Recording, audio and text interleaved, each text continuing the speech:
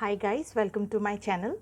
আজি আপোনালোকৰ মাজত মই এটা steam basa fishৰ ৰেচিপি লৈ আহিছো খুব ইজিলি বনাব পাৰি হোপফুলি আপোনালোকে সকলোৱে ভাল পাব so keep on watching ইয়াত এটো লৈছো frozen basa fish এটো পানী দি লৈছো এটো frozen কে কিনিছিল এটো basa fish এটো বৰফখিনি অলপ গলাই এটো ধুই লম ধুই পেলে পিচেছ কৰিম তেতিয়া আকৌ দেখুৱাই আছো ইয়াতে মাছৰ পিস বেলা কাটি ললো মই বহুত কম কৈ লৈছো আমাৰ ঘৰত মানুহ বহুত কম হে কাৰণে ইয়াত কমকে মাছখিনি পিস কিটা কাটি লৈছো এখিনি বাসা ফিশ হয় ইয়াত এখন বেকিং প্যান এখনত মই পিয়াজ বেলা ৰিং ৰিং কে কাটি এটা লেয়াৰ দি লৈছো আৰু অলপমান পিয়াজ বেলেগ কৈ কাটি থৈছো ইয়াতে অলপ নিমখ আপোনালোকে এনেকে দি দিব তাৰপিছতে এই নিমখ দিয়ে থোৱা পিয়াজখিনিৰ ওপৰত মাছৰ টুকুৰাবিলাক এনেকৈ দি দিব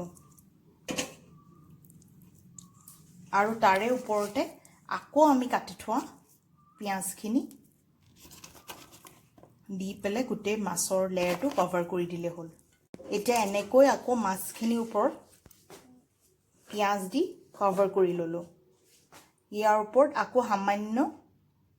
নিমখ দি দিব অলপমান জালুকৰ গুৰি ব্ল্যাক পেপাৰ পাউডাৰ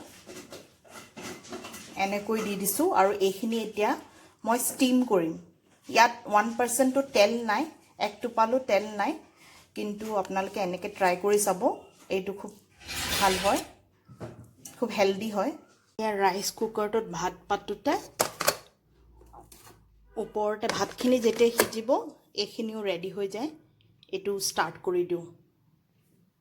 এতিয়া এটো স্টাৰ্ট কৰিলো এতিয়া ভাতখিনি হোৱা লগতে মাছখিনিও ৰেডি হৈ যাব ষ্টিম কৰা মাছ এতিয়া আমাৰ কুকাৰটো অফ হ'ল এতিয়া অকমান 10 মিনিট মান ৰেষ্ট দি পেলে এয়া উলিয়াই পেলে এয়া চাইছো বহুত ধুনিয়াকে হিজিছে বহুত সফট আৰু বহুত ভাল হৈছে 1% তো তেল নাই লো ক্যালোৰি ফুড আহক এটো উলাই পেলে চাও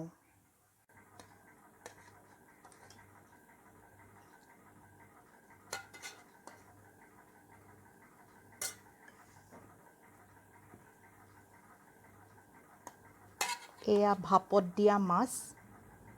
এক টোপালো তেল নিদিয়া খুব লো ক্যালোৰি আৰু খাবলৈও বিৰাট টেস্টি এনেকৈ আপোনালোকও খাই চাবচোন কেতিয়াবা আৰু কমেন্ট কৰি জনাব কেনেকুৱা লাগিলে এনেকুৱাই কিছুমান টেস্টি ইজি আৰু লো calorie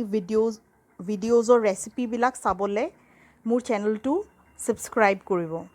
Do hit the like button and do subscribe for more interesting videos. Till then, bye-bye.